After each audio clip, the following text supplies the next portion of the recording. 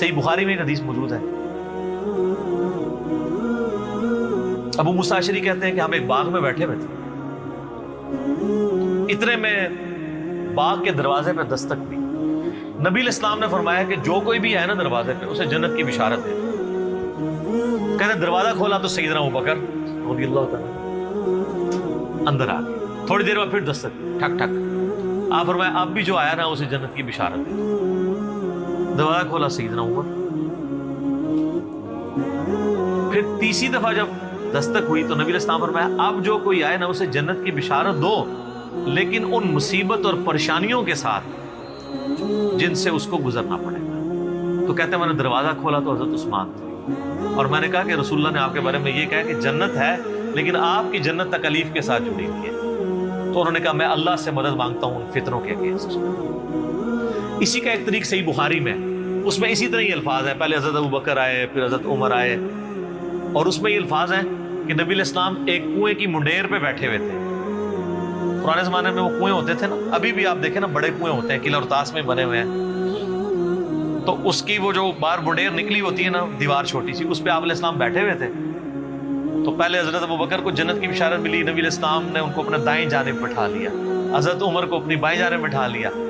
جب حضرت عثمان اندر انٹر ہوئے تو جگہ ختم تھی، تو حضرت عثمان نبی علیہ السلام کے سامنے منڈیر پہ آ کے بیٹھ گئے۔ تو راوی حدیث کہتے ہیں کہ میں نے اس حدیث سے رزلٹ نکالا ہے کہ ابو بکر عمر کی قبریں رسول اللہ کے ساتھ بنے گی، اور حضرت عثمان کی قبر نبی علیہ السلام کے ساتھ نہیں بنے گی، وہ سامنے بنے گی۔ یہ راوی نے بعد میں جب قبروں کے بعد ڈیسائیڈ کیا، یعنی وہ جو تابعی ہے تبع تابعی ہے۔ اور سر واللہ سیدنا عثمان کی قبر نبی علیہ السلام کی قبر مبارک کی سیدھ میں، بالکل سیدھ میں بقیع غرقد قبرستان کے اندر موجود ہے۔ اور چاند ایک قبریں جو باقی ہیں نا اس وقت اپنی صحیح فارم کے اندر سنت کے مطابق یہ ہے، یعنی وہ بہت اونچی نہیں ہے، ارد گرد وہ پتھروں کی فصیل بنی ہوئی ہے چھوٹی سی، وہ ایک بالش جو اجازت ہے صحیح بخاری میں اونٹ کی کوہان جتنی، اور بالکل ڈومیننٹ جگہ کے اوپر ہے، وہ سامنے وہ ارد گرد اس کی کوئی اور قبر بھی نہیں ہے، ڈومیننٹ جگہ پہ۔ پہلے تو خیر سلطنت عثمانیہ کے دور میں مزار بھی اس پہ بہت بڑا بنا تھا، آپ کو پرانی تصاویر مل جائیں گی 1886 کی، وہ تو پھر سعودی حکومت نے توڑوائے، ظاہر ہے وہ خلاف سنت مزار بنے ہوئے تھے۔ تو وہ یعنی سیدنا عثمان کی قبر بالکل صحیح سنت سے چلتی آ رہی ہے۔ اور یہ چونکہ حدیثیں میں نے پڑھی ہوئی تھی نا، میں نے کافی دفعہ سیدنا عثمان رضی اللہ تعالیٰ عنہ کی قبر مبارک پہ اشک بار آنکھوں کے ساتھ حاضری دی ہوئی ہے الحمدللہ۔ تو سیدنا عثمان کی قبر پہ میں یاد ہے، میں اشراق کے بعد ایک بار گیا نا تو مجھے اچانک یہ حدیث یاد آئی نا، تو میں نے یعنی وہ قبر کے پاس کھڑے ہو کے روضہ شریف کی طرف دیکھا نا، تو بالکل ایگزیکٹ سیدھ میں وہ قبر ہے۔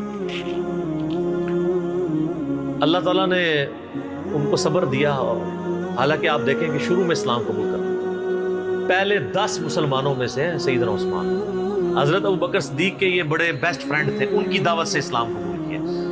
عشرہ مبشرہ 10 جنتی صحابہ میں سے 5 ایسے ہیں جو حضرت ابوبکر صدیق کی دعوت سے مسلمان ہوئے، ان میں سے ایک حضرت عثمان ہے۔ یہ پہلے 10 مسلمانوں میں سے۔ پھر آپ کے لیے فضیلت یہ کہ نبی علیہ السلام کی 2 بیٹیاں آپ کے عقد میں، ذوالنورین کا لقب اسی لیے ملا، 2 نوروں والا، نبی علیہ السلام کی آنکھوں کا نور۔ اس سے وہ دوسرے وہ نور والے مسئلے نکالنے شروع کر دیتے ہیں۔ یہ نور جو ہے نا وہ محاورتاً لفظ استعمال ہوا ہے، فزیکل نور نہیں ہے۔ ویسے تو ہم نبی علیہ السلام کو نور مانتے ہیں، نور ہدایت ہے، میرا اس پہ بھی کلپ ہے، اِنَّا أَرْسَلْنَاكَ شَاهِدًا وَمُبَشِّرًا وَنَذِيرًا وَدَاعِيًا إِلَى اللَّهِ بِإِذْنِهِ وَسِرَاجًا مُنِيرًا، تو مانتے ہیں چمکا دینے والا سورج۔